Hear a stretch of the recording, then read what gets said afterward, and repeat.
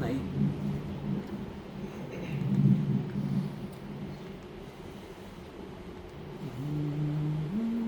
أعوذ بالله من الشيطان الرجيم. بسم الله الرحمن الرحيم. وما أرسلناك إلا كافة للناس بشيرا ونذيرا. وقال تعالى أيضا: النبي أولى بالمؤمنين من أنفسهم وأزواجه أمهاتهم. وقال تعالى في آية أخرى في شأن حبيبه ونبيه آمرا ومخبرا: إن الله وملائكته يصلون على النبي يا أيها الذين آمنوا صلوا عليه وسلموا تسليما. اللهم صل على سيدنا مولانا محمد وعلى آل سيدنا مولانا محمد. محبة شديد الشكر. اللهم صل على سيدنا مولانا محمد وعلى آل سيدنا مولانا محمد. চিন্তা করে দেখো রে মন, রাত্রি গভীর নিশীথে মরণকালে বান্ধব নাই রে, কে যাবে তোর সঙ্গেতে। আল্লাহুম্মা সাল্লি আলা সাইয়্যিদিনা মাওলানা মুহাম্মদ ওয়া আলা আলি সাইয়্যিদিনা মাওলানা মুহাম্মদ। দয়াল নবীর মায়া যাদের রহিয়াছে দিলেতে, প্রাণ ভরে পরম দরুদ করবে অন্তর নূরেতে। আল্লাহুম্মা সাল্লি আলা সাইয়্যিদিনা মাওলানা মুহাম্মদ ওয়া আলা আলি সাইয়্যিদিনা مولانا محمد. بلغ العلا بكماله كشف الدجى بجماله حسنت جميع خصاله صلوا عليه وآله. محبة تشتغل. بلغ العلا بكماله كشف الدجى بجماله حسنت جميع خصاله صلوا عليه وآله. है जमाले खुदा नुमा जुमला जहां का दिल, जिलवा है उनके जमाल का, शम्सो कमर अर्दो समा। सारी खुदाई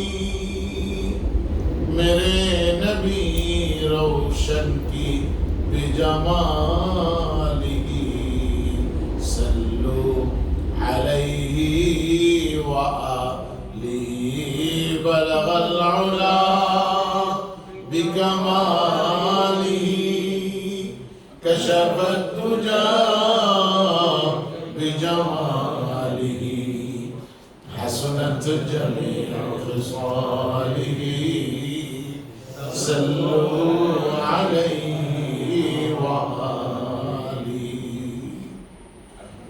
معزز علماء ইকরাম সম্মানিত মুসল্লিয়ান ইকরাম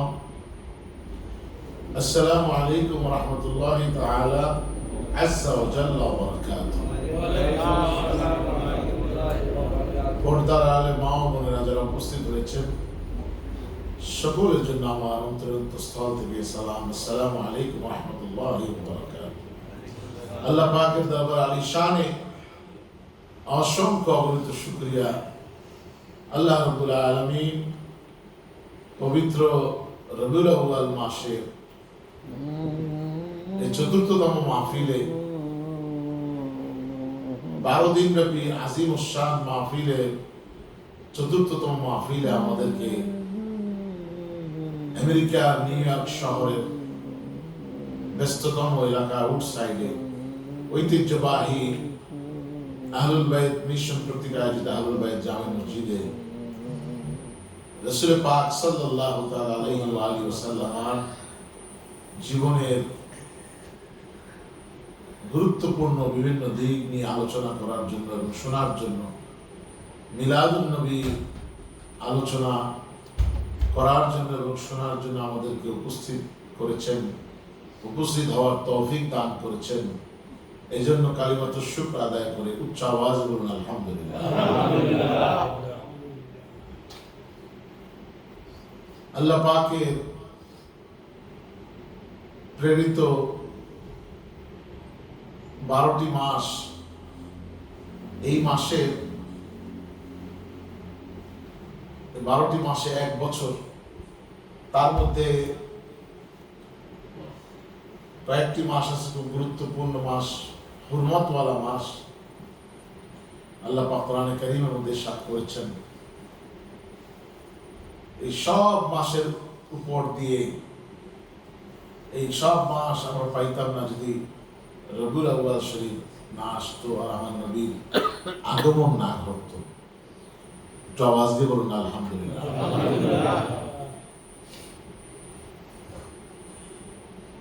আজকে জুমার খুতবার মধ্যে আমি কিছুটা আলোচনা করেছিলাম, কিছু বাকি রয়ে গিয়েছিল। আমাদের মাওলানা আইয়ুব আলী সাহেব তিনি আসতেছেন, তো তার আসার আগ পর্যন্ত আমাদের মাওলানা আব্দুল বাতিন সাহেব আজকে অসুস্থ, ওনারা আসার কথা ছিল। তাকে অ্যানেস্থেসিয়া করে ডাক্তার ইনজেক্ট করেছেন, 3 দিন পর্যন্ত তার বিছানা থাকা লাগবে। আজকে লাস্ট দিন, আশা করি ইনশাআল্লাহ আগামীকাল তিনি উপস্থিত হবে। এবং হুজুর খালি সারা জীবন খায়, আপনারা শুনেছেন, কিন্তু হুজুররা যে শুধু খায় না, খাওয়ায়ও, এর প্রমাণ বুড়ি বুড়ি আছে। তার মধ্যে মাওলানা আব্দুল বাতিন সাহেব আগামীকালকে তাবারকের আয়োজন করেছেন, বলেন আলহামদুলিল্লাহ। যারা উপলব্ধি করতে পারেন, অর্থাৎ বুঝতে পারেন যে আমার থেকে এই নিয়ামতটা হাতছাড়া হয়ে যাচ্ছে, তারা আগে ভাগে এই নিয়ামত ধরার জন্য আগেই আসেন, বলেন সুবহানাল্লাহ। এই জন্য আরবিতে বলে যে কাদরে নিয়ামত বাদে সওয়াল, যখন নিয়ামত হাতছাড়া হয়ে যায় তখন মানুষ আফসোস করে। মাওলানা আব্দুল বাতেন সাহেব তিনি প্রথমেই একদিন বলেন আমাদের শেখ সাহেব নুরুল ইসলাম সাহেবের সাথে কথা বলতে বলেন যে আমি একদিন তাবারক দিব। তো অলরেডি অর্ডারও দিয়ে দিয়েছেন সেই এশিয়ান হল কিচেনে। প্যার হাজির যারা বুঝেছে তারা বুঝেছে। কাফের মুশরিকরাও রাসূল পাক সাল্লাল্লাহু তাআলা আলাইহি ওয়া আলিহি ওয়াসাল্লামকে আল আমিন খেতাব দিয়েছে। মুসলমানরা দেয় না, কি বল মুসলমানরা দিয়েছে। আর আল্লাহ কোরআন বলছেন যে ওমা আরসালনাকা ইল্লা কাফাতাল লিন-নাসি বাশীরান ওয়া নাযীরা ওয়ালাকিন্না আকসারান নাসি লা ইয়ালামুন। ওমা আরসালনাকা, আমি আমার নবীকে পাঠাই নাই, আমি আমার নবীকে পাঠাই নাই, প্রেরণ করি নাই। এটা হলো কি বলে আপনার নাফি। আর এটা আবার মানে ইল্লাতে আবার ইস্তিসনা করে তারপর বলছেন হ্যাঁ আমি পাঠিয়েছি ইল্লা কাফাতাল লিন-নাসি বাশীরান ওয়া নাযীরা, তোমাদের জন্য শুভ সংবাদদাতা এবং তোমাদের জন্য ভীতিদাতা। আমার শুভ সংবাদও তোমাদেরকে দিবেন, আমার পক্ষ থেকে ভীতি প্রদর্শনও তোমাদেরকে করবেন আমার নবী। বলেন সুবহানাল্লাহ। আমি এগুলো দিয়ে আমার নবীকে তোমাদের কাছে প্রেরণ করেছি, এমনি সাদা সিধা শুধু পাঠিয়ে দিয়েছি তা না। বলেন সুবহানাল্লাহ। তাহলে বোঝা গেল নবী যে আসছেন আল্লাহর পক্ষ থেকে আমাদের জন্য অনেক কিছু নিয়ে আসছেন।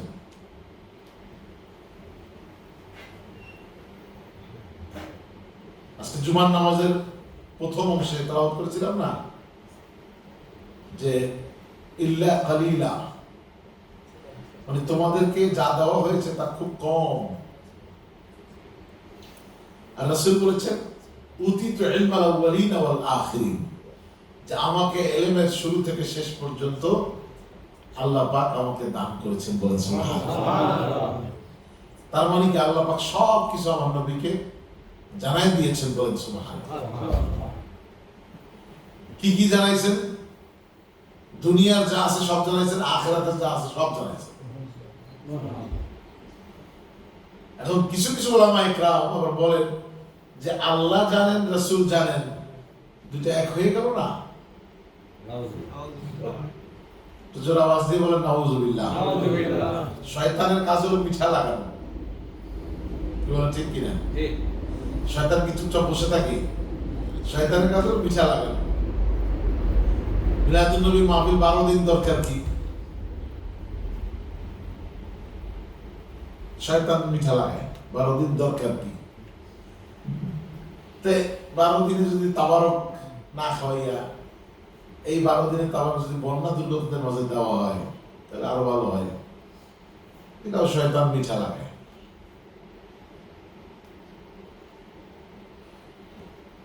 রাসূল পাকের হাদিস হলো ইন্নাল জান্নাতা তাশতাকু ইলা খামসাতি নাফর, 5 প্রকার লোকের জন্য আল্লাহ পাকের বেহেশত অপেক্ষায় আছে।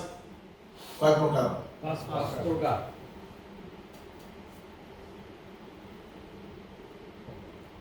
তালিল কুরআন ওয়া হাফিজুল লিসান ওয়া মুতঈমুল জিয়ান ওয়া মুকসিল উরিয়ান ওয়া মান সাল্লা আলা হাবিবির রহমান। 5 প্রকার লোকের জন্য আল্লাহ পাকের বেহেশত ইন্তজার করে। গুণেন 1 নম্বর তালিল কোরআন, সদা সর্বদা যে কোরআন শরীফ তেলাওয়াত করে। বলে হুজুর আমি তো তেলাওয়াত করতে জানি না, আমি তো তেলাওয়াত করতে পারি না। আপনাকে শিক্ষা দেওয়ার জন্য আপনি যদি না পারেন তাহলে যারা পারে তাদের কাছে যাইতে হবে। আপনার যখন সময় হয় বা হুজুর যখন সময় থাকবে, হুজুর আমি এই সময় আপনার সাথে পড়বো, আপনাকে কেউ নিষেধ করবে না। আমি বলেছি যখন আমি অবসর থাকি আসরের নামাজের পর থেকে নিয়ে ঈশা পর্যন্ত মসজিদে কন্টিনিউয়াসলি আমি অবস্থান করি। যদি আপনারা এই সময় তেলাওয়াত করতে চান অথবা মাগরিব থেকে ঈশা পর্যন্ত প্রায় 1.5 থেকে 2 ঘন্টা সময় থাকে, অথবা 1 ঘন্টাই পড়লেন।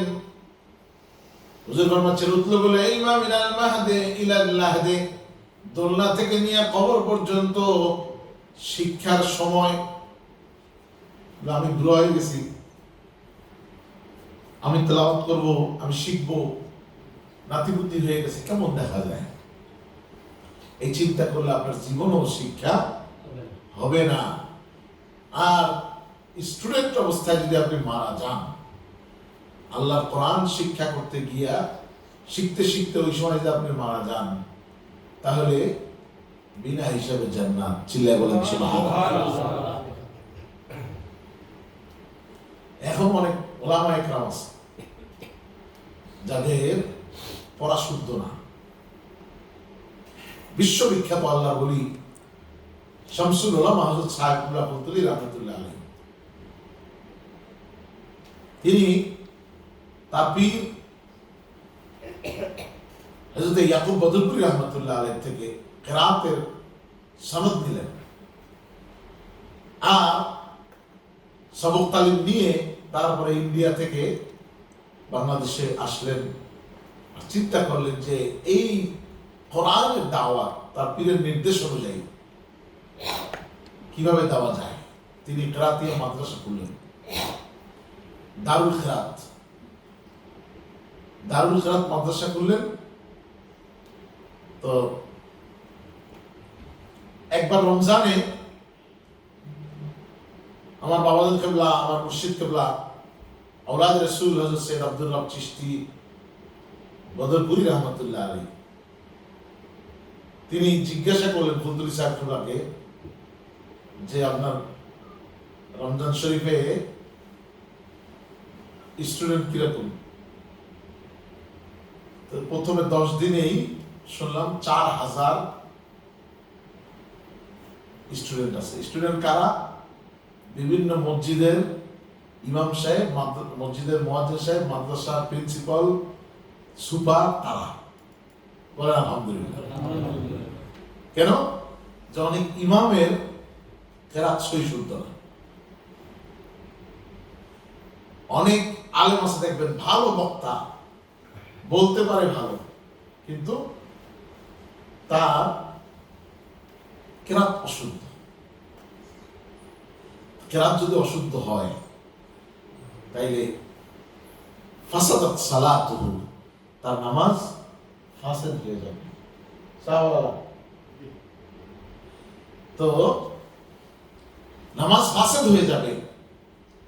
আর যদি শিখতে থাকে যে আমি শিখব এবং আমি সহি শুদ্ধভাবে পড়ব, তাইলে শিখতে শিখতে যদি ভুল হয় তাহলে সমস্যা নাই, এটা আল্লাহ পাক মাফ করে দিবেন। আল্লাহ পাক কোনো জিনিস বান্দার উপরে চাপাইয়া দেন না।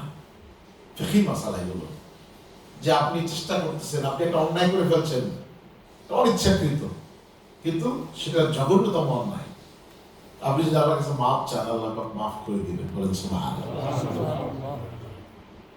আল্লাহ পাকের রহমতের দরিয়ায় জোশ মারে। যে কথা বলতেছিলাম যে শয়তান মিঠা লাগায়, এখন আল্লাহর হাবিব বলছেন 5 প্রকার লোকের জন্য আল্লাহর বেহেশত অপেক্ষা। তার মধ্যে 1 নম্বরে কি যেন বলছিলাম? 1 নম্বরে ওয়াজ তো বাড়ি লয়ে যেতে পারবেন না, দেখা যায়।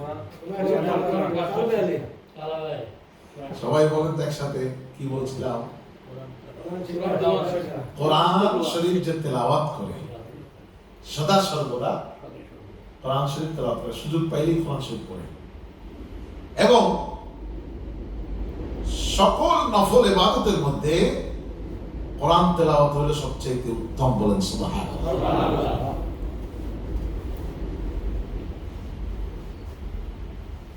আমি মাঝে মাঝে মসজিদে ঢুকলে অনেক সময় ক্যামেরায় দেখি যে আমরা কেউ নেই, কিন্তু আমাদের মুয়াজ্জিন সাহেব, তার সাহেবের সাথে দোয়া সাহেব বসে কোরআন শরীফ তেলাওয়াত করে।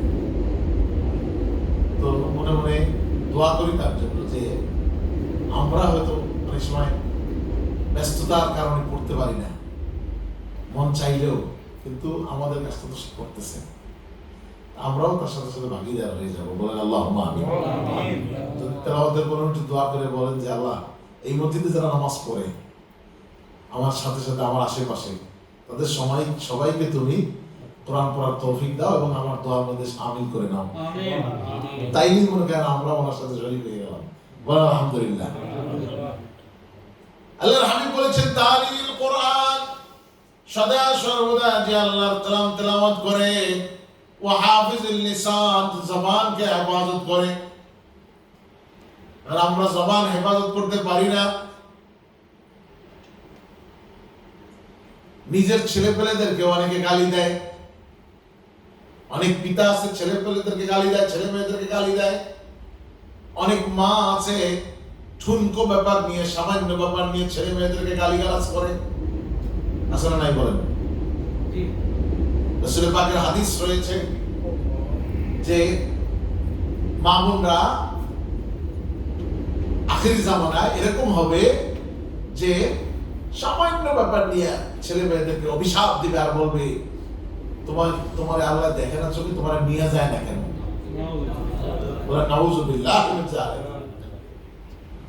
ছেলে মেয়ে হয়তো একটু বেশি খেয়ে ফেলছে, বা যে জিনিসটা এখন খেতে দিবে না মা, সেই জিনিসটা ছেলে ফ্রি স্কুলে বা মেয়ে ফ্রি স্কুলে নিয়ে নিয়েছে। আপনার দেখা গেল মা তাকে গালি দিচ্ছে বা একটা লাগাইয়ে হয়তো দিচ্ছে। তো এই গালিটা যে দিলে, এবং অনেক মা বোনরা আছে ছেলে মেয়েদেরকে শয়তান বলে গালি দেয়। রাসূল পাকের স্পষ্ট নিষেধ হাদিস শরীফ আছে, খবরদার তোমরা এরকম করবে না। কেন? যে তুমি যেইভাবে যেই নামে তাকে অভিহিত করবে, সেই নামের খাসলত, সেই নামের বদগুণ অথবা ভালো গুণ তার মধ্যে বিদ্যমান হয়ে যাবে, চলে আসবে। যদি খারাপ গুণ নিয়ে ডাকলে হয়তো ইবলিস, এই ইবলিসের বাচ্চা বা এই শয়তানের বাচ্চা। তো দেখা গেল যে তার প্রকারান্তরে তার কর্মকাণ্ডে সেগুলোই ফুটে উঠবে। জোরে বলেন নাউযুবিল্লাহ।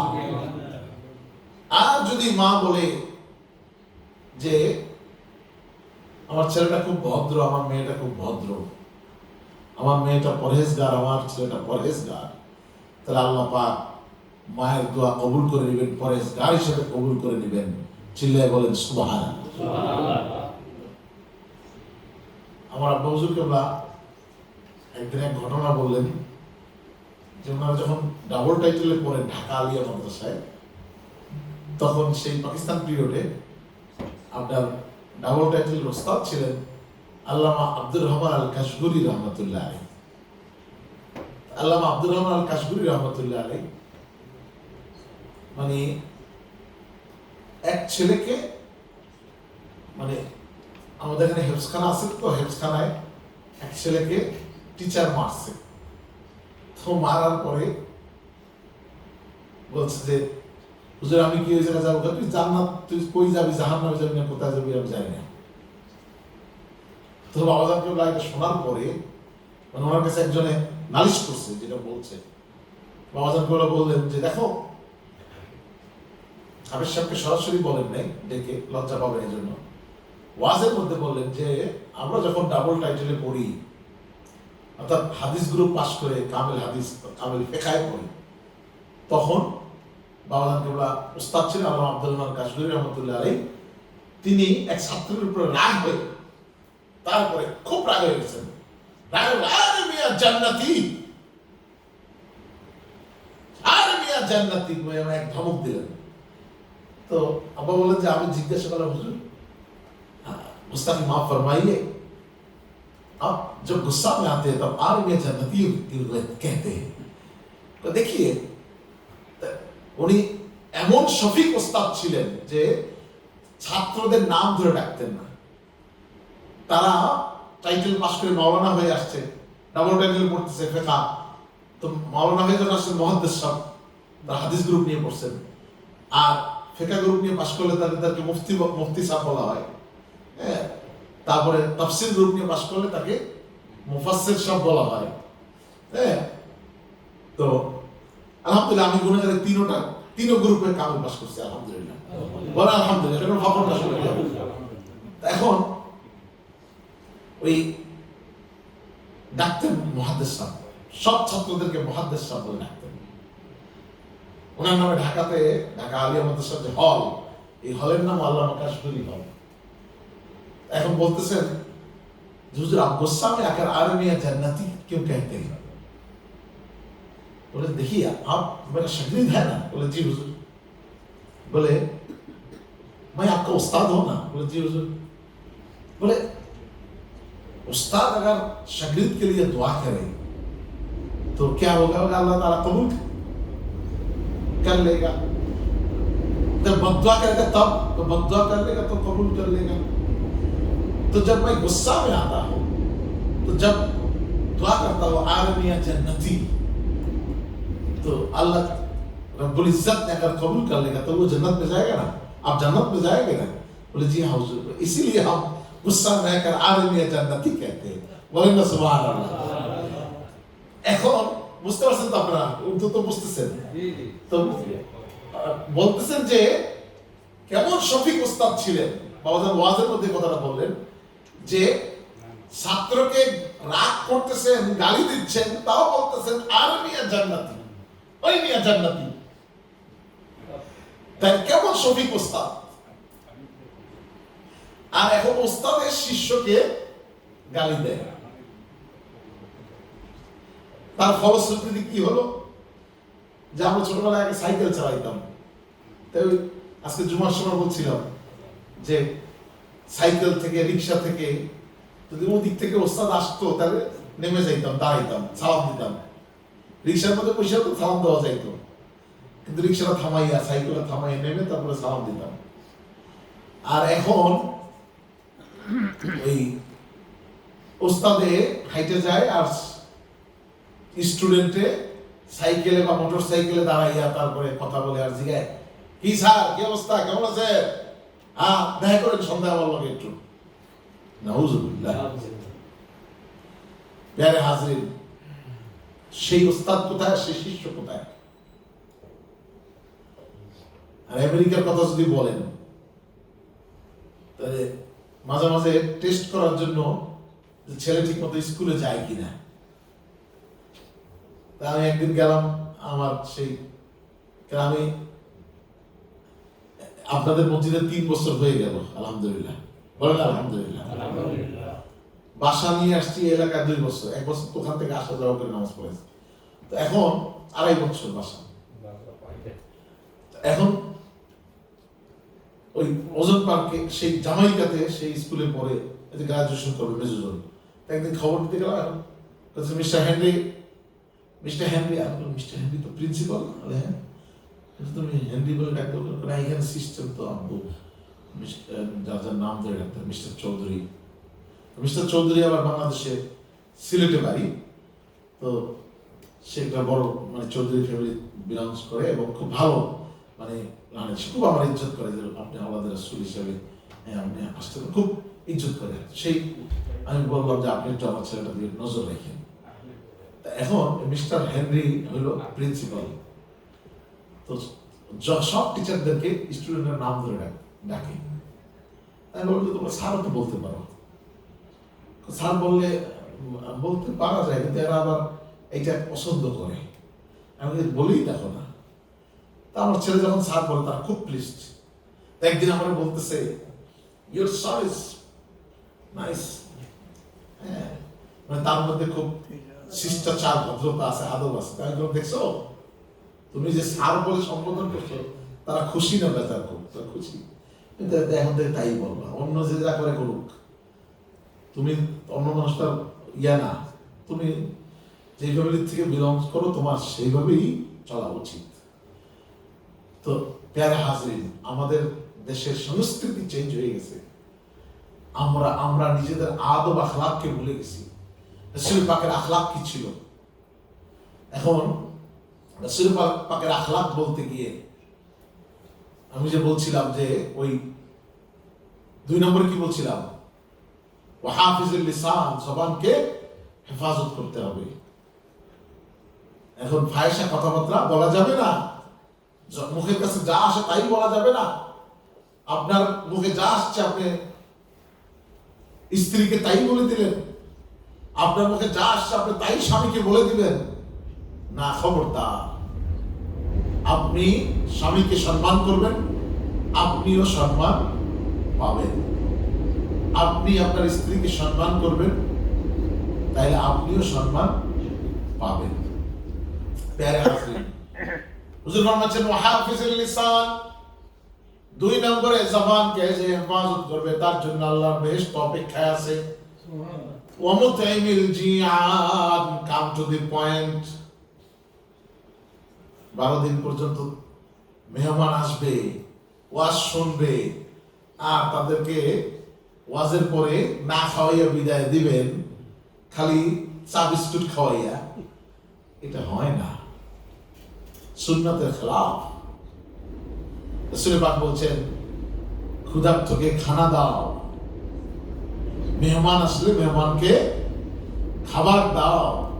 তো মেহমান আপনারা ঠিক অনেকে আমি দেখছি যে আসরের পর থেকে বসা আছেন।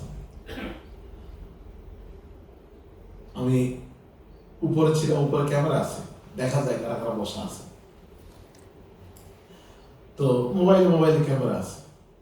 আমাদের শেখ শাবনুল ইসলাম সাহেব যদি দোকানেও থাকে তারপরও চেক করে মাঝে মাঝে মসজিদের আশেপাশে। কারণ ইয়ার তো আপনার অনেক আপনার ইয়ারা লিকার হাউস থেকে এসে সরাসরি মসজিদের আশেপাশে ঘুরে, তো খেয়াল করতে হয়। তো প্যারে হাজরিন, এখন আপনারা আসছেন, আমি নিজেই তো ডায়াবেটিসের রোগী, আপনারা অনেকেই ডায়াবেটিসের রোগী আছেন।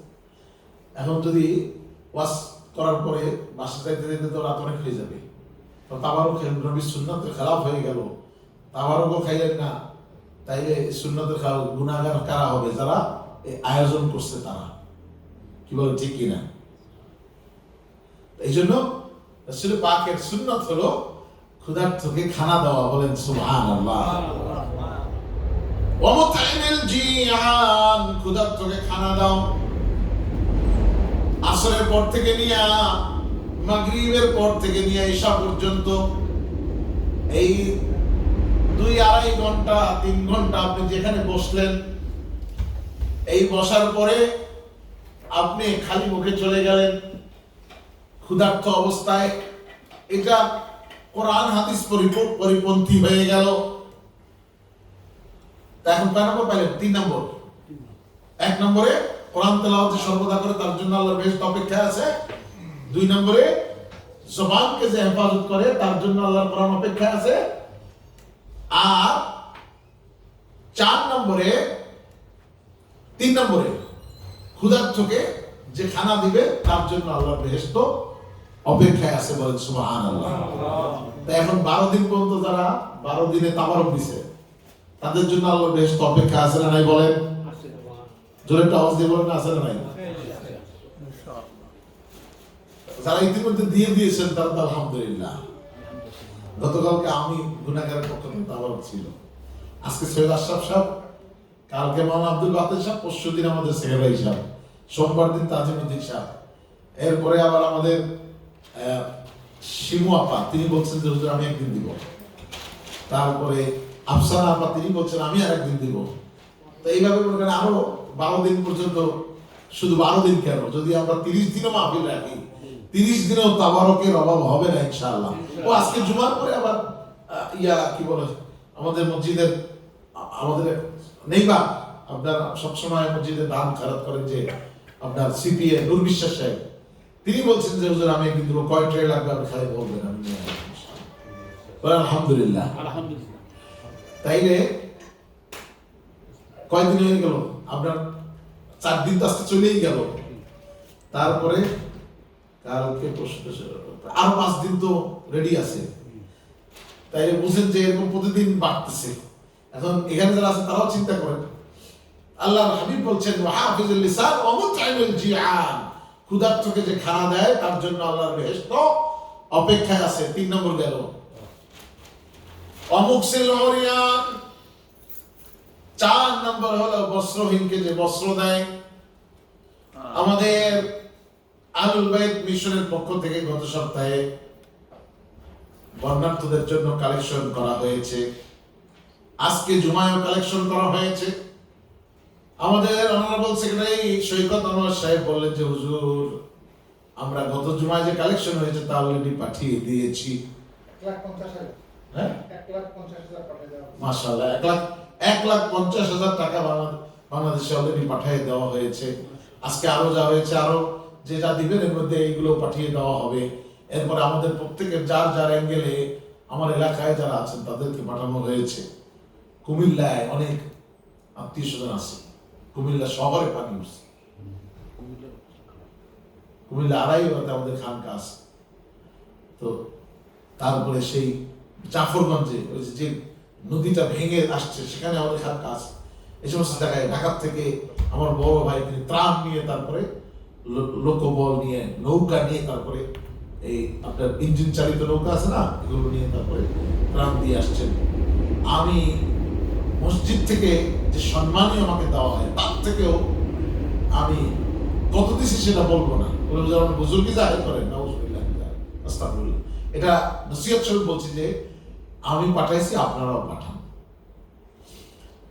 তো যার যার অ্যাঙ্গেলে এখানে যারা আছেন আমার মনে হয় প্রত্যেকেই এইসব বন্যা কবলিত এলাকায় আত্মীয় স্বজন আছে এবং আপনারা আপনাদের যার যার অ্যাঙ্গেলে আপনারা পাঠাইছেন।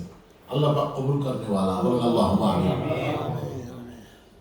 তো এক নম্বরে কোরআন তেলাওয়াতকারীর জন্য আল্লাহর বেহেশত অপেক্ষায়, দুই নম্বরে জবান হেফাজতকারীর জন্য আল্লাহর বেহেশত অপেক্ষায়, তালিল কোরআন ওয়া হাফিজুল লিসান ওয়া মুতঈমুল জিআন, তিন নম্বরে ক্ষুধার্তকে যে খানা দেয় তার জন্য আল্লাহর বেহেশত অপেক্ষায়। চার নম্বরে কি বললাম বলেন? বস্ত্রহীনকে যে বস্ত্র দেয়, অমুকসিল হরিয়ান, তার জন্য আল্লাহর বেহেশত অপেক্ষা আছে। তো বস্ত্র সবাই এই বন্যা দুর্গত এলাকায় পাঠাইছেন। তারপরে শীত বস্ত্র অনেকে দেশে পাঠান, এখানে দেন। হ্যাঁ, তো এগুলো বেহেশতে যাওয়ার আপনার জন্য বেহেশত অপেক্ষা আছে, বলেন সুবহানাল্লাহ। পাঁচ নম্বরে ওমান সাল্লা আলা হাবিবির রহমান, পাঁচ নম্বরে আল্লাহ পাকের প্যারা হাবিব সরকারে দো আলম তাজেদারে মদিনা নূরে মুজাসসাম সাল্লাল্লাহু তাআলা আলাইহি ওয়া আলিহি ওয়াসাল্লামের উপরে সদা সর্বদা যে দুরূদ তেলাওয়াত করে, দুরূদ বা বসে আছেন দুরূদ পড়েন, শুয়ে আছেন দুরূদ পড়েন। আপনি অযথা খালি খালি বসে আছেন, কোনো কাজ নাই, আপনি তসবিহ থাকলে তসবিহ নিয়ে নাইলে আঙ্গুলের কর দিয়া দুরূদ শরীফ পড়তে থাকেন, আপনার জন্য আল্লাহর বেহেশত অপেক্ষায় আছে। সুবহানাল্লাহ। মান সাল্লা আলা হাবিবির রহমান, বলেন সুবহানাল্লাহ।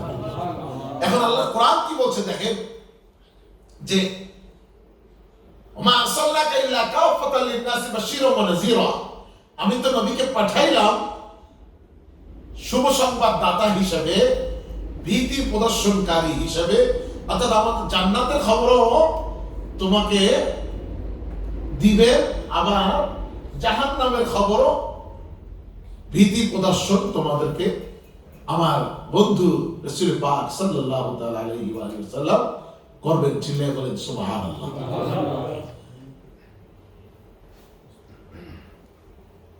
ওয়ালাকিন আকসারান নাসি লা ইয়ালামুন, ওয়ালাকিন কিন্তু আকসারান নাসি লা ইয়ালামুন, তোমাদের মধ্যে এমন কিছু মানুষ আছে যারা এগুলো বোঝে না, লা ইয়ালামুন, তারা এগুলো বুঝতে চায় না। অর্থাৎ আপনি ঘুমায় আছেন, আপনাকে যদি যে ডাকা হয়, আমাদের আবুল্লাহ দরবার শরীফের এখানে প্রতিনিধি আছে আমাদের ইজাজুল আবেদিন চঞ্চল সাহেব, উনি ঘুমায় রয়েছে, আমি যদি বলি যে চঞ্চল ভাই উঠেন, চঞ্চল ভাই উঠেন, হাদিস শরীফে এই কথা যখন আসলো তাই আমি একটু বলেই দিই যে অনেকে আছে না, এই ওঠেন, ছেলেকে ডাক, এই ওঠো, এই ওঠো, এই, খবরদার, হাদিস শরীফে নিষেধ আছে। আপনি মাথার মধ্যে একটু বিলি কাটবেন অথবা পায়ের মধ্যে একটু এরকম একটু সুড়সুড়ি দেওয়ার চেষ্টা করবেন আর ডাকবেন। তো চঞ্চল ভাই উঠেন, তাহলে চঞ্চল ভাই যদি ঘুমে থাকে তাহলে উনি উঠে যাবেন, কি বলে ঠিক কিনা? আর যদি উনি জাগনা থাকেন, আপনি যদি যাইয়া জাগনা থাকেন, উনি চোখ বুঝে থাকেন, আর যদি চিন্তা করেন যে আমি এখন উঠবো না, এখন আপনি যদি হাজারও ডাকেন যে চঞ্চল ভাই ওঠেন, হামেশা ওঠেন, হামেশা যদি মনে করে যে আমি এখন উঠবো না, আমার এখন সময় হয় নাই, তাইলে আপনি যত ডাকেন তিনি উঠবেন না। কি বলে, ঠিক কিনা? অর্থাৎ তিনি জাগনা অবস্থায় আছেন, কিন্তু আপনাকে তিনি গুরুত্ব দিচ্ছেন না। আল্লাহ কোরআন ফরমাচ্ছেন যে ওয়ালাকিন্নাল মুনাফিকিন, অন্য আয়াতে বলছে ওয়ালাকিন্নাল মুনাফিকিনা লা ইয়ালামুন, যারা মুনাফিক, যারা বুঝে না, মুনাফিক যারা, তারা বুঝতে চায় না, বুঝে না। রাসূলকে নিয়ামত স্বরূপ আমাদের কাছে প্রেরণ করেছেন, কিন্তু আপনি মুনাফিক, এই জন্য আপনি বুঝতে চান না। আপনি মিলাদুন নবীর মাহফিলের দরকার কি? অনেকে মিলাদুন নবীর মাসেও সিরাতুন নবী করতে চায়, ঘাটতারামি, গারুরা আছে না কিছু লোক, ঘাটতারামি করে, গারুরামি করে, মিলাদুন নবীর মাসেও সিরাতুন নবী নাম দিয়েই করতে হবে। আরে বাবা, মিলাদুন নবীও যার, সিরাতুন নবীও সেই একই নবীর, কোনো বাধা নাই করতে আপনার। মিলাদুন নবী মানে নবীর জন্ম বৃত্তান্ত, সিরাতুন নবী মানে নবীর চরিত্রের চারিত্রিক বৈশিষ্ট্য। একটা লোকের জন্ম আগে না চরিত্র আগে? বলেন না বাবা, জন্মই যদি আপনি আলোচনা না করেন তো চরিত্র নিয়ে আলোচনা করবেন কেন? মিলাদুন নবী মানে নবীর জন্ম বৃত্তান্ত। আপনি মিলাদুন নবীর মাসে মিলাদুন নবী নিয়ে আলোচনা করেন, সারা বছর মিলাদুন নবী নিয়ে আলোচনা করা যায়, সারা বছর সিরাতুন নবী নিয়ে আলোচনা করা যায়, কিন্তু মিলাদুন নবীর মাসে, রবিউল আউয়াল মাসে আপনি খুসুসি ভাবে, খাস ভাবে আপনি মিলাদুন নবী নাম দিয়েই আপনি করেন, তাহলে আপনি বরকত পাবেন। এখন কিছু কিছু ওলামা ইকরাম আছে, তারা এটা মানতেই চায় না। অর্থাৎ নবীকে আপনি মুনাফিক আর মুমিন চিনবেন কিভাবে? মুমিন আর মুনাফিক চেনার মানদণ্ড রাসূল পাক সাল্লাল্লাহু আলাইহি ওয়াসাল্লাম শিক্ষা দিয়েছেন যে আমার আলীর সাথে যারা দুশমনি করবে তাদেরকে মুনাফিক হিসেবে ধরে নিবা। কার সাথে? মাওলা আলীর সাথে। কার সাথে? মাওলা আলীর সাথে। আমি যার মাওলা, আলীও তার মাওলা। অর্থাৎ আমি যার অভিভাবক, মাওলা শব্দের অর্থ কি? অভিভাবক। নবী আমাদের অভিভাবক, নবী আমাদের অভিভাবক, মাওলা। তো নবী বলছেন যে আমি যার মাওলা, আলীও তার মাওলা। তো মুনাফিক চিনার মানদণ্ড কি? যে আলীর সাথে, যে মাওলা আলীর সাথে যে দুশমনি করবে, আর আহলে বাইতের সাথে যার দুশমনি থাকবে, সে হলো। অনেক লোক আছে যে কই যান, তারপর খেয়ে দেবেন, বসেন। আচ্ছা, অনেক লোক আছে যে তারা আপনার হয়তো মসজিদের, ধরুন আমাদের খাদেম কমিটির কারোর সাথে একটু একই এলাকার থাকার কারণে হয়তো একটু কথা কাটাকাটি বা একটু সমস্যা, বা একটু এক জায়গায় থাকতে পারো, দুইটা পাতিল যদি, এই দুইটা বক্স যদি এক জায়গায় থাকে, একটু টোকাটুকি লাগে না? তো এটা লাগতেই পারে, সমাজে চলে, এরকম হয়। আপনি যদি সারা জীবন মনে রাখেন এগুলো, তাহলে এটা কেমনে হবে? আপনাকে এগুলো ভুলে যেতে হবে। তাইলে আপনি যদি এগুলো ভুলে যান, তাহলে আল্লাহর পক্ষ থেকে আপনার জন্য রহমত আছে, বলেন সুবহানাল্লাহ। এখন দেখা গেল যে উনি আমাদের আহলুল বাইত মসজিদের বা মিশনের উনি একজন কর্মকর্তা, খাদেম। কর্মকর্তা বললাম না, খাদেম বললাম। প্রেসিডেন্ট সাহেব আমার কাছে আমাদের কর্মকর্তা বলবেন না, খাদেম বলবেন। তো ডাকলে অনেকে স্টেজ আসতে চান, প্রেসিডেন্ট সৈয়দ আশরাফ সাহেব জোর করে 2 দিন বসেছি, ওনারা চেয়ারে বসতে চান না। এটা ওনাদের আদব, এটা ওনাদের মহানুভবতা। নিজেকে নিজে ছোট মনে করা, এটা নিজের আমিত্ব অহংকারকে বিলীন করা, আল্লাহর কাছে মর্যাদা উপরে উঠা, বলেন সুবহানাল্লাহ। এই জন্য হাদিসে কুদসির মধ্যে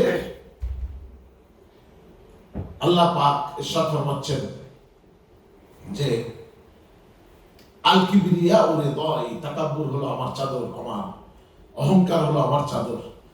যে তাকাব্বুর করলো সে যেন আমার চাদর নিয়ে টানা হেঁচড়া করলো। যে তাকাব্বুর আযাজির ইলা খালিকাত ওয়াজবদান আল-আনাব গ্রেফতার গ্রান্ট। তো এখানে আপনার সাথে কার কি দ্বন্দ্ব আছে সেটা দেখার বিষয় না। আল্লাহর ঘর সবার জন্য উন্মুক্ত। এক লোকের আমি একদিন পাইলাম, 2 বছর আগের কথা বলতেছি। তো মসজিদ থেকে একটু দূরে বাসা, এখানে আসছে আমার সাথে কথা বলতে বলতে বলতে বলতে মসজিদে গেটে আসছে, পরে আবার আসার ভিতরে চা কফি খেয়ে যান। সে কারণে না হুজুর ঢুকবো না। কেন? কারণ আমি মসজিদে ঢুকি না, আপনাকে ভালোবাসি কিন্তু এই মসজিদে আমি ঢুকবো না। বলেন আস্তাগফিরুল্লাহ আল আযীম, আস্তাগফিরুল্লাহ আল, যারা আওয়াজ দিয়ে বলেন আস্তাগফিরুল্লাহ আল আযীম। ঘর কার?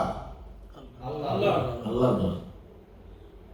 প্রেসিডেন্ট হিসেবে ঘর, ভাইস প্রেসিডেন্ট হিসেবে না সেক্রেটারি হিসেবে? হ্যাঁ, ওনারা খাওয়াতে মাত্র। আজকে যদি মরে যায়, কালকে আধা পয়সার মূল্য কারো নাই। আজকে আমি ইমাম আছি, খতিব আছি, অবশ্য ইমাম আছে, আজকে রাত্রে যদি মরে যাই, কালকে পাবেন না মরে? কি বলে পাবেন? আধা পয়সার মূল্য আছে আমার। তো কেন আমরা অহংকার করব? কেন ঝগড়াঝাটি জিয়ে রাখবো? আল্লাহর ঘর সব জায়গায় সব সময় যাবেন, সেটা যেখানে হোক, আপনার যার সাথে দ্বন্দ্ব থাকুক সেটা থাকুক। নামাজের সময় হয়েছে, আল্লাহর ঘরে ঢুকে নামাজ পড়ে নেবেন। বলে অমুক এই কমিটি আছে থেকে আমি যাবো না, আমি ঢুকবো না, চারটা একটু সামনে টান দিয়ে বসেন। হ্যাঁ, وحافظ اللسان ومطع الجيعان ومكسي العريان ومن صلى على حبيب الرحمن। 5 নম্বরে আল্লাহ পাকের পেয়ারা হাবিবের উপরে সদা সর্বদা যে দুরূদ তেলাওয়াত করে, তার উপরে আল্লাহ, তার জন্য আল্লাহর বেহেশত অপেক্ষায় আছে। এই 5 জন মানুষের জন্য আল্লাহর বেহেশত অপেক্ষায় আছে। আজকে তাবারক দিছে কি আমাদের ভাইস প্রেসিডেন্ট আশরাফ সাহেব। আমরা ক্ষুধার্ত, এখন ডায়াবেটিসের রোগী, একটু করে খাওয়া লাগবে। উনি খাবার নিয়ে আসছে, এখন ওনার জন্য আল্লাহর বেহেশত অপেক্ষায় আছে। বলেন আলহামদুলিল্লাহ। কেন? যে আমাদেরকে খানার ব্যবস্থা করছে। তো এরকম যারা যারা খাবার দিবেন সবার জন্য আছে। প্যারা হাজরিন, যারা যারা নবীর দুরূদ পড়বেন তার জন্য আল্লাহর বেহেশত অপেক্ষায় আছে। এখন আল্লাহর কোরআন বলছে কি, ওয়ালাকিন্নাল মুনাফিকিনা লা ইয়ালামুন, মুনাফিক যারা তারা এগুলো বুঝবে না। রাসূলের শান কি, রাসূলের মান কি, মুনাফিক যারা তারা এগুলো বুঝবে না। বুঝাইতে হবে। আর বুঝানোর জন্যই মাহফিল একদিন না 12 দিন। কয়দিন? 12। নিউ ইয়র্কে আর কোথাও নেই, কিন্তু আহলে বাইতে আছে, আহলে বাইত মসজিদে আছে। রাসূল পাকের বিভিন্ন দিক নিয়ে। এখন আমি তো হাদিস শরীফ খুলছিলাম, কিন্তু অন্য অন্য দিক দিয়ে আলোচনা করলাম, হাদিস শরীফ থেকে বলতেই পারলাম না, শুধু কোরআনের আয়াতে কারিমা থেকেই বললাম। একটু বলি যে আল্লাহ পাকের প্যারা হাবিব বলেছেন যে লা ইউমিনু আহাদুকুম হাত্তা আকুনা আহাব্বা ইলাইহি মিন ওয়ালিদিহি ওয়া ওয়ালাদিহি ওয়ান নাসি আজমাইন। তোমাদের মধ্যে কেউ ঈমানদার না, মুমিনে কামিল না, হাত্তা আকুনা আহাব্বা ইলাইহি, যতক্ষণ পর্যন্ত না নবীকে ভালোবাসবে। রাসূল নিজের কথা বলেছেন যে আমাকে যতক্ষণ পর্যন্ত না ভালোবাসবে, কতটুকু? মিন ওয়ালিদিহি ওয়া ওয়ালাদিহি, তোমার পিতামাতার চেয়ে, সন্তান সন্ততির চেয়ে। পিতামাতার চেয়ে সন্তান সন্ততি, এই দুই মানে উপরের তবকা আর নিচের তবকা, এই দুই তবকাই তো সবচেয়ে বেশি আপন। কি বলে, ঠিক কিনা? পিতামাতার চেয়ে আপন কেউ আছে? হ্যাঁ, মামা বলেন, চাচা বলেন, খালু বলেন, হ্যাঁ, আর শ্বশুর বলেন, আর সাদা সম্বন্ধী বলেন, যা বলেন, পিতার চেয়ে কেউ আছে? খালা বলেন, ফুফু বলেন, আর চাচি বলেন, মামি বলেন, মায়ের চেয়ে কেউ আপন আছে? কি বলেন? হ্যাঁ, আজকালকার পোলাপান মায়ের চাইতে শাশুড়ির গুরুত্ব দেয় বেশি, বাপের চাইতে শ্বশুরের বেশি গুরুত্ব দেয়। নিজের বাড়ির চাইতে ইনকাম করে মায়ের টাকা দেয় না, কিন্তু দেয় কোথায়? শাশুড়ির দেয়। আর স্ত্রীকে দেয় আমাদের, ঠিক আছে আপনি ঠিক বলেছেন, স্ত্রীকে দেয়, সেটা তো এই যুগে তো আছেই। তো আমি আর সেদিকে যাবো না, তার মা বোনরা আমার বেজার হয়ে যায়। মা বোনরা, আমেরিকার মা বোনরা খুব চালাক, এই জন্য যদি কারোর মধ্যে এই দুষ্কৃতি থাকে তাহলে সোজা হয়ে যান, তাহলে হবে। কথা বলবেন না প্লিজ, কথা বলবেন, সাইড টক করলে অসুবিধা, এতে ডিস্টারবেন্স ক্রিয়েট হয়, খালি শুনবেন। প্যারে হাজির, এখন রাসূল পাক সাল্লাল্লাহু তাআলা আলাইহি ওয়া সাল্লাম ওই দুই তবকার কথা বলেছেন, বিওয়ালিদিহি ওয়া ওয়ালাদিহি, পিতামাতার চেয়ে সন্তান সন্ততির চেয়ে। হযরত ওমর রাদিয়াল্লাহু তাআলা বলেন যে ইয়া রাসূলুল্লাহ, বলেন তুমি, বলে ইয়া রাসূলুল্লাহ আমি তো আমার পিতামাতা সন্তান সন্ততির চেয়ে আপনাকে বেশি ভালোবাসি। বলে তোমার নাম মুমিনের খাতায় ওঠে নাই। কাকে বলছেন, আমাকে আপনাকে? হযরত ওমর ফারুক রাদিয়াল্লাহু তাআলা আনহু, যার সম্পর্কে হাদিস আসছে আমার পরে নবী হলে ওমর হতো, বলেন না সুবহানাল্লাহ, তার সম্পর্কে বলে যে ওয়াল্লাযী নাফসি বিয়াদিহি, যে আল্লাহর হাতে আমার জান ও জীবন, আপনার জন্য ইয়া রাসূলুল্লাহ আমার জান ও জীবন কুরবান হোক। আমি এই মুহূর্ত থেকে আমার নফসের চেয়ে, আমার জান ও জীবনের চেয়ে আপনাকে বেশি ভালোবাসি। বলে তোমার নাম মুমিনের খাতায়, মুমিনে কামেলের খাতায় উঠে গেছে। চিল্লায় বলেন সুবহানাল্লাহ, সুবহানাল্লাহ। ওয়ান নাসি আজমাইন, বলছেন কি ওয়ান নাসি আজমাইন, লা ইয়াকুনু আহাদুকুম হাত্তা ইয়াকুনা আহাব্বা ইলাইহি মিন ওয়ালিদিহি ওয়া ওয়ালাদিহি ওয়ান নাসি আজমাইন। এক কথায় তামাম দুনিয়ার সকল মানুষের চেয়ে, সব কিছুর চাইতে, এমনকি আপনার আমার জান ও জীবনের চাইতে বেশি ভালোবাসতে হবে। সেটা আবার কোন আয়াতে আসছে যে আন-নাবিয়্যু আওলা বিল মুমিনিনা মিন আনফুসিহিম, মুমিনদের জানের চাইতেও বেশি প্রিয় মনে করতে হবে রাসূল পাক সাল্লাল্লাহু তাআলা আলাইহি ওয়া আলিহি ওয়াসাল্লামকে। ওয়া আজওয়াজুহু উম্মাহাতুহুম, এবং নবীর বিবিগণ যারা, তারা হলেন মুমিনদের মা সমতুল্য। তাদেরকে আম্মা জান বলি না আমরা, আম্মা জান খাদিজাতুল কুবরা রাদিয়াল্লাহু তাআলা, আম্মা জান আয়েশা সিদ্দিকা রাদিয়াল্লাহু তাআলা আনহা, এগুলো আমাদেরকে বোঝার তৌফিক দান করুন। সকলে বলুন আমিন। ইনশাআল্লাহ আগামী কালকে আপনাদের কে আবার আসার জন্য, আগামীকাল কিন্তু আজকে যারা মিস করছেন, মাওলানা আব্দুল বাদের সাহেব যেহেতু অসুস্থ বিছানায়, কালকে তুমি আসবেন। এবং আপনার নিউ ইয়র্কের প্রথম মসজিদ ম্যানহাটনে মদিনা মসজিদের সম্মানিত খতিব আলহাজ মাওলানা সুন্নাতুল আহমদ সাহেব, অত্যন্ত তিনি লেখক ও গবেষক, তিনি লার্নেড মানুষ, তিনি আসবেন ইনশাআল্লাহ। তো আগামীকালকে মাওলানা আব্দুল বাদের সাহেব তিনি তাবারকের আয়োজন করবেন আগামীকালকে। তো ইনশাআল্লাহ আপনাদের সবাই দাওয়াত। ওয়া আখিরু দাওয়ানা আলহামদুলিল্লাহি রাব্বিল আলামিন। এখন ক্লাস শুরু হবে।